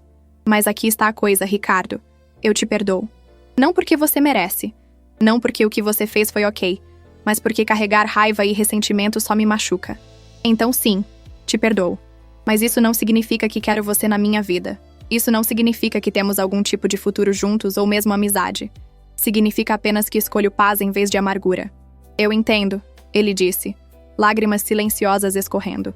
"Só queria que você soubesse que estou orgulhoso de você. Do que você se tornou. Do que você construiu. Você sempre foi incrível. E eu era muito inseguro e idiota para ver ou celebrar isso. Mas vejo agora." Ele limpou o rosto com a manga. "E você merece tudo de bom que vier. Merece ser feliz. Merece alguém que te veja pelo que você realmente é." "Eu sei", respondi simplesmente. Levou um tempo, mas agora eu sei. Ele assentiu, começando a se afastar, depois parou. "Uma última coisa. Aquele cordeiro. No jantar. Estava perfeito. Estava absolutamente perfeito. Sempre esteve. Menti porque queria te machucar, porque estava com raiva de mim mesmo e projetando em você. Mas você é uma chefe incrível, Amanda. Sempre foi." E então ele foi embora, caminhando pela rua até desaparecer na curva. Voltei para dentro, onde minhas amigas esperavam tensas. "Você está bem?" Júlia perguntou imediatamente, vindo me abraçar. "Estou", respondi honestamente. "Estou realmente bem." E era verdade.